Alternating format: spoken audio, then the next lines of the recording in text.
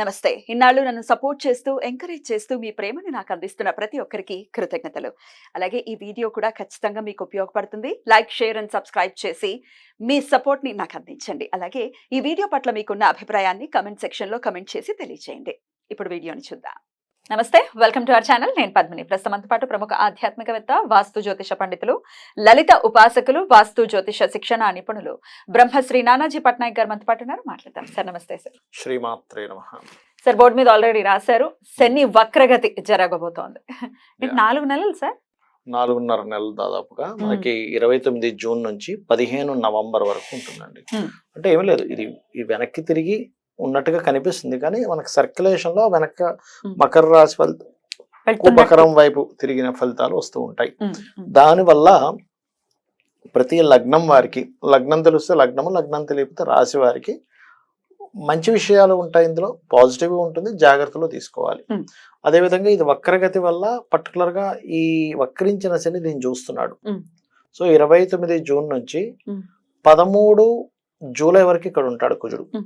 So 29, 13 వరకు, అంటే దాదాపు ఒక 15 రోజుల పాటు ఇది ప్రపంచ వ్యాప్తంగా కానీ దీని ప్రభావం ఉంటుంది. అంటే ఎట్లాంటివి సార్? విపత్తులు అట్లాంటివి? విపత్తులు అదేనండి. ఇప్పుడు కామన్ గా మీరు గమనించినట్లయితే ఈ శని సామాన్యంగా చూస్తుంటేనే మనం గతంలో కూడా చెప్పుకున్నాం, పేరుకి వర్షాకాలంగానే ఎండలు బాగా వస్తూ ఉంటాయి. ఒక పక్క బాగా ఎండ వస్తుంది అనేసరికి ఇంకో దగ్గర విపరీతమైన వర్షం పడుతూ ఉంటుంది. అంటే ప్రకృతిలో ఏదైతే బ్యాలెన్స్ అనేది తప్పుతుంది శని కుజులు ఎప్పుడైనా వీక్షించుకుంటున్నా కూడా. అయితే దీనివల్ల మాత్రం ఎట్టి పరిస్థితుల్లో ఇప్పుడు చూడండి, మనకి ఈ ఫ్లష్ ఈటింగ్ బ్యాక్టీరియా ఏదో అంటున్నారు, దాదాపుగా 2006లో వచ్చింది జపాన్లో. ఇప్పుడు కాదు, 2004లో వస్తే 2006లో దాన్ని డిటెక్ట్ చేశారు. 2006 నుంచి ఉన్నటువంటిది, అదేం కొత్తగా ఇప్పుడు ఇండియాకి వచ్చేసి ఏదో అయిపోతుంది అనుకునేటువంటి భయం అయితే పడాల్సిన పని లేదు. కాకపోతే ఈ కాంబినేషన్ వల్ల ఏమిటంటే ప్రపంచవ్యాప్తంగా కానివ్వండి, దేశాల వారిగా కానివ్వండి, మనకి రాష్ట్రాల వారిగా కానివ్వండి, అనవసరమైన గొడవలకు దారితీస్తూ ఉంటుంది. సాధారణంగా ఇది మనకి క్రోధినామ సంవత్సరం, కుజుడు ఓన్ హౌస్ లో ఉన్నాడు. ఇన్ని రోజులు శని చూస్తున్నందుకు ఆల్రెడీ జరుగుతున్నాయి, వక్రించి చూస్తున్నప్పుడు ఇంకొంచెం డిఫరెంట్ గా గొడవలు. అందులో ముఖ్యంగా సరిహద్దుల్లో ఉండేటువంటి ఈ భద్రతను కల్పిస్తున్నటువంటి ఈ యొక్క సైనికులు కానీ, పోలీస్ డిపార్ట్మెంట్ మీద కానీ కాస్త ఎక్కువ ప్రభావం చూపిస్తుంటుంది. అంటే వాళ్ళకి కొన్ని స్ట్రిక్ట్ రూల్స్ ఇవ్వడం, ప్రెషర్ ఎక్కువగా ఉంటుంది. ఎందుకంటే వక్రించిన శని చూస్తున్నాడుగా, అందుకని. అండ్ అదే విధంగా కొన్ని అల్లకల్లోలకు సంబంధించిన దేశవ్యాప్తంగా, ప్రపంచవ్యాప్తంగా ఏదైనా కొన్ని నిర్ణయాలు తీసుకునేటప్పుడు మనకి పిఎంలు కావచ్చు, వాళ్ళు ఆ నిర్ణయాలను కొంత వ్యతిరేకిస్తూ కొన్ని అల్లర్లు జరగడం కానీ, కొన్ని తీవ్రమైన నిర్ణయాలు తీసుకోవడం కానీ, ఇటువంటివి జరుగుతూ ఉంటాయి. అదొకటి మెయిన్ గా చూసుకోవాలి ఈ శని వక్రగతి అండ్ ఈ కుజుడు దృష్టి పడడం వల్ల. అయితే ద్వాదశ రాశులకి కూడా డెఫినెట్ గా ఆయన ఇచ్చేటటువంటి ఫలితాలు ఉంటాయి కదా సార్? డెఫినెట్ గా మార్పు ఉండబోతోంది. ఎందుకంటే అష్టమ శని, అర్ధాష్టమ శని, ఏళ్ళనాటి శని వాళ్ళకి ఎలాగో అలాగే ఉంటుంది, కానీ అష్టమ శని, అర్ధాష్టమ శని వాళ్ళకి ఏమైనా డిఫరెన్సెస్ ఉంటాయా?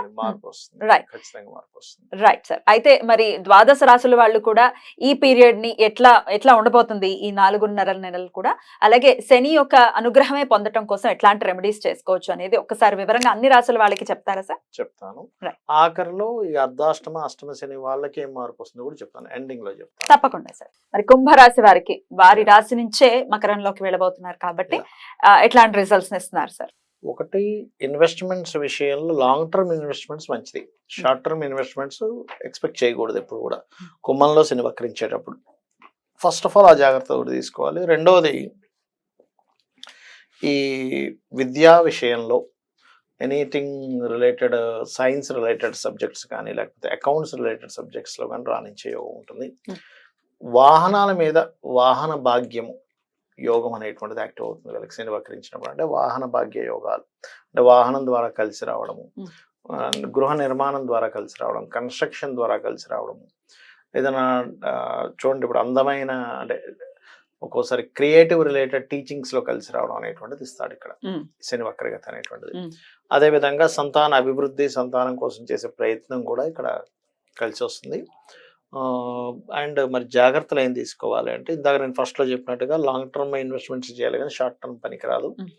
అండ్ ఉద్యోగాలలో పర్టికులర్ గా ఇక్కడ శని, ఇక్కడ గురువు ఉన్నప్పుడు డబుల్ ట్రాన్సిట్ ఉద్యోగాన్ని యాక్టివ్ చేస్తుంది. కానీ ఇక్కడ ఏంటంటే 3లో కుజుండే దృష్టి ఉన్నందుకు ఇంటర్వ్యూ దగ్గరికి వెళ్ళేసరికి కొంచెం కన్ఫ్యూజ్ అవుతూ ఉంటారు. అయ్యో నేను అక్కడికి వెళ్ళి మర్చిపోతుంటారు కొంతమంది, వాళ్ళకి గుర్తుంటుంది కానీ అక్కడికి వెళ్ళగానే ఏదో భయంతో కొంచెం అదొక్కడి కొంచెం కంట్రోల్ చేసుకోవాలి. అండ్ అదే విధంగా పర్టికులర్ గా వ్యాపారాల విషయంలో, ఆన్లైన్లో చేసే వ్యాపారాల విషయంలో జాగ్రత్తగా ఉండాలి కుంభం వారు. పొరపాటును కూడా ఇదేదో బెట్టింగ్స్ అనే వాటి జోలికి అసలు వెళ్ళకూడదు. ఎందుకంటే ఈ టైంలో పర్టికులర్గా బెట్టింగ్స్ జోలికి వెళ్ళడం ద్వారా ఇబ్బంది పడతారు. వరల్డ్ కప్ వస్తోంది, జాగ్రత్త తీసుకోండి. అదే T20 జరుగుతోంది కాబట్టి దాని జోలికి. ఎగ్జాక్ట్లీ అదొకటి. Mm. అండ్ ఇంకోటి ఏంటంటే ఇక్కడ సిబ్లింగ్ వరుస వాళ్ళతో తెలియని మిస్అండర్స్టాండింగ్స్ ఇస్తాడు. ఎందుకంటే సిబ్లింగ్ హౌస్ లో మార్స్ ఉన్నాడు, కుజుడు సహజంగా సిబ్లింగ్స్ కారకుడు. దాని మీద డిఫరెంట్ ఎనర్జీ ఉండేటువంటి శని దృష్టి పడుతుంది. కానీ కుజుడు జరిగిపోతాడంటే మూడో స్థానం మీద ఆ దృష్టి అలాగే ఉంటుంది. కాబట్టి ఆ జాగ్రత్తలు తీసుకోవాలి. వివాహానికి ప్రయత్నం చేసే వాళ్ళకి ఎలా ఉంటుందని అనుకోవచ్చు సార్? వివాహ ప్రయత్నాలు చేసేటువంటి వారికి కాస్త ఇష్టపడిన వారిని వివాహం చేసుకుందాం అని ప్రయత్నం చేస్తారు. కాకపోతే స్లోగా మూమెంట్ ఉంటుంది, ఫాస్ట్ మూమెంట్ కాకుండా స్లోగా. ఎందుకంటే ఇక్కడ మీకు ఎంతైనా సరే సప్తమ దృష్టి కూడా వక్ర దృష్టి ఉంటుంది కొంత. సో అందుకని కొంచెం స్లో అవుతూ ఉంటుంది. అందులో ఏంటంటే ఎవరైనా ఇష్టపడిన వారిని చేసుకునేటప్పుడు తల్లిదండ్రులు ఇద్దరు కూడా వ్యతిరేకత చెప్పడము, వాళ్ళని ఒప్పించే ప్రయత్నం చేయడము, మళ్ళీ అవతల వాళ్ళని ఒప్పించే ప్రయత్నం, ఇట్లాంటివి కొంచెం ఎక్కువగా ఉంటాయి. ఎందుకంటే ఇక్కడ మీరు గమనించేస్తే చూడండి ఎంత డిఫరెంట్ గా ఉంటుంది. ఇక్కడ నుంచి దీన్ని చూస్తాడు, వక్రించి వెనక్కి వెళ్ళి దీన్ని చూస్తాడు. అంటే మదర్ అండ్ ఫాదర్ స్థానాన్ని వివాహ సంబంధమై ఆ ఎనర్జీ ఫామ్ అవుతుంది అక్కడ. అందుకని ఒప్పుకోరు తొందరగా. అంత క్లియర్ కట్ గా ఈ 4 months తర్వాత ఏమైనా అంటే అనుకూల ఫలితాలు ఉండే పరిస్థితి ఉంటుంది? 4 months తర్వాత అనుకూలత ఉంటుంది. 4.5 months ఆల్మోస్ట్ మనకి జూన్ 15th నవంబర్ వరకు. అప్పటి వరకు కామ్ డౌన్ అవ్వడం బెటర్. రైట్. మరి వీరు చేసుకోవాల్సినటువంటి పరిహారాలు ఏంటి సార్? వీళ్ళు చేయవలసినటువంటి పరిహారాలు చూసుకున్నట్లయితే విష్ణు నామాన్ని ఎక్కువగా స్మరించుకోవడం. ఓం మధుసూదనాయ నమః, ఓం త్రివిక్రమాయ నమః అని చేసుకుంటే మంచిది. రైట్. అయితే నామ నక్షత్రాల ప్రకారం చూసుకునే వాళ్ళకి కూడా రెమెడీస్ చెప్తున్నారు కాబట్టి మరి కుంభరాశిగా చూసుకునే వాళ్ళకి ఎట్లాంటి రెమెడీ పనికి వస్తుంది సార్? ఇది నామ నక్షత్రం అని కాదు, నా దగ్గర జాతకమే లేదనుకునే వాళ్ళు కూడా రెమెడీస్ ఉంటాయి. ఆ రెమెడీ ఏంటో చూద్దాం. మరి కామన్ గా చేసుకోవాల్సినటువంటి రెమెడీస్ ఏంటి సార్? ఫస్ట్ ఆఫ్ ఆల్ ఏంటంటే మనకి విశ్వంలో ఎప్పుడైతే పలానా ప్లానెట్ ఒక ఎనర్జీ కలిగిన ప్లానెట్ ఇంకో ఎనర్జీ కలిగిన ప్లానెట్తో వీక్షణలు ఉన్నప్పుడు ప్రకృతిలో మార్పులు వస్తాయని చెప్పుకున్నాం మనం. అంటే ఎండ, వర్షం ఇవన్నిట్లో ఎలా ఉంటుందో జీవుల మీద కూడా దాని ప్రభావం ఉంటుంది. సహజంగానే ఇది పూర్వదిన సంవత్సరం కొంచెం గొడవలకి ఎక్కువ దారితీస్తుంది. కాబట్టి ఈ 2 గ్రహాలకి పర్టికులర్గా అంటే కుజ శని గ్రహాలకి దీపారాధన చేయాలి. ఇప్పుడు ఎనర్జీ కంట్రోల్ అవుతుంది. అలాగే బెల్లము, క్యారెట్స్ ఈ 2 పదార్థాలని గోవులకు తినిపించడం చేస్తూ ఉండాలి. బెల్లం ఒకటి, క్యారెట్స్ ఒకటి.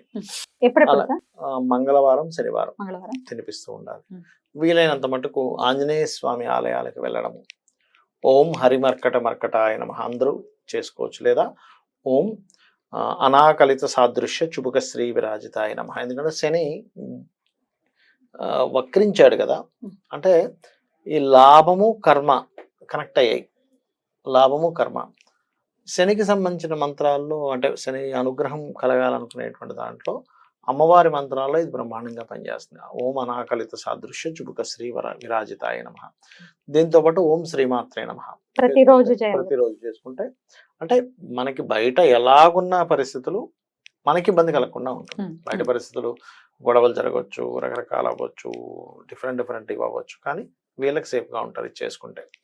అండ్ అలాగే ఇంకోటి ఏంటంటే శని వారము మరియు మంగళవారము గోవులకు క్యారెట్స్, బెల్లం తినిపించడంతో పాటు వీలైతే గనక పెరుగన్నాన్ని పంచడం పేదలకి, లేదా గూడాన్నము అంటారు.